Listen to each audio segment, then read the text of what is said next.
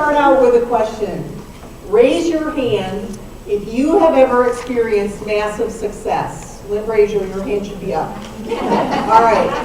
Good. I see some hands, but I don't see enough hands. Because it's my belief that every single one of you have experienced massive success in your lifetime. And to convince you, I'm going to tell you a story. When you were born, you were helpless against gravity.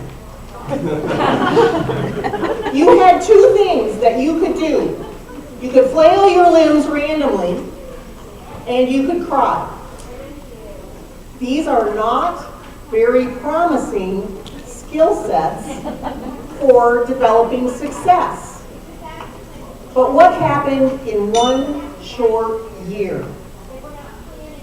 You learn to roll over, you learn to hold your head up, to sit up, to crawl, to walk. You figured out that those sounds coming out of the other people's mouths were language.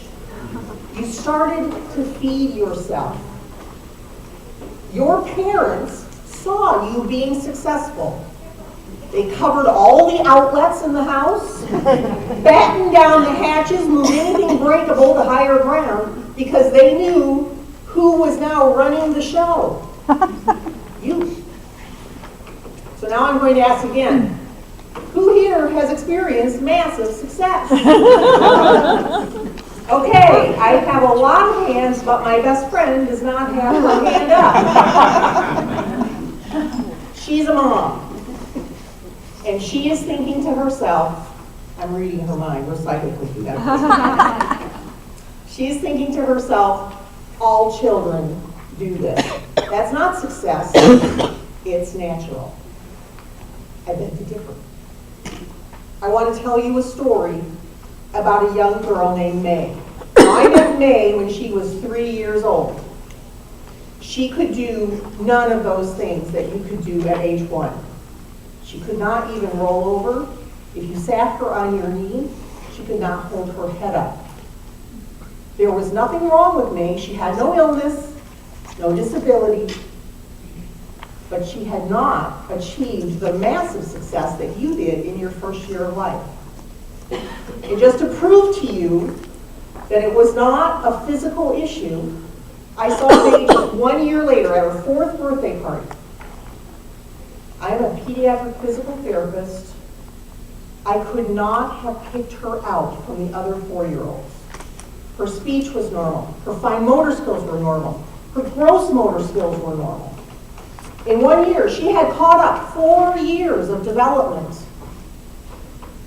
So what happened to her that caused her not to have that first year of massive success that you had? May was born mainland China, where parents are allowed one child, and female children are considered a burden on their family. She was taken at birth to an orphanage where she was put in a crib, and she spent the first 3 years of her life in that crib. Nobody reading stories to her, nobody playing with her, nobody showing her how to do things. When my friend Nancy adopted her, that all changed. She had a year where somebody was invested in her success, and she grew and experienced that massive success that you had naturally. So let's talk about what I call the 3 laws for maximum success, the things that you need to have in place in order to be successful, the things you had when you were an infant. The first thing is that you need people. People who are actively invested in your success. People who will spend time with you and do the things with you that you need in order to grow and achieve. The second thing that you need is opportunity. Your parents put you in a baby walker. They dangled you on their knee and bounced you up and down. They gave you toys that helped you figure out how to use your fingers. They encouraged you to feed yourself. They read stories to you. They provided opportunity to you. May didn't have people, and in her crib she didn't have opportunity. The third thing is the opportunity to learn by falling down. Scott, your first step, what happened? I fell. Absolutely. Is there anybody here that did not fall down on their first step? And what did your parents do? Pick you back up? Picked you back up, put you on your feet, and said, go again. Absolutely right. Falling down, not being treated like that is a failure, being put back up and sent back on your way is a critical skill for success. And they didn't have that either. Those are the three laws, the three conditions that need to be in place in order for you to experience massive success.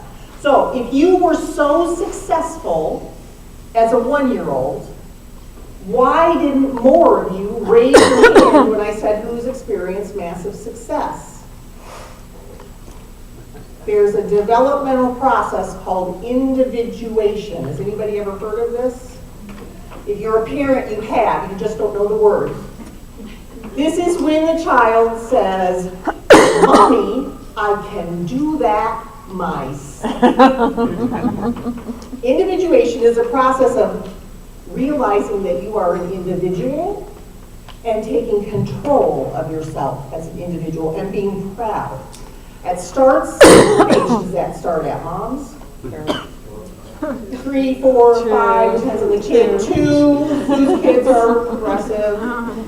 And it runs all the way through the college years. That's a long time that we spend in individuation.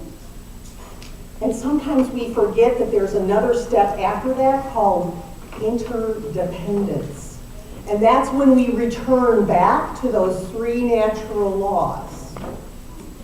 Some of us are not experiencing success because we are still in the mommy, I can do it myself stage. Me, I'm one of those.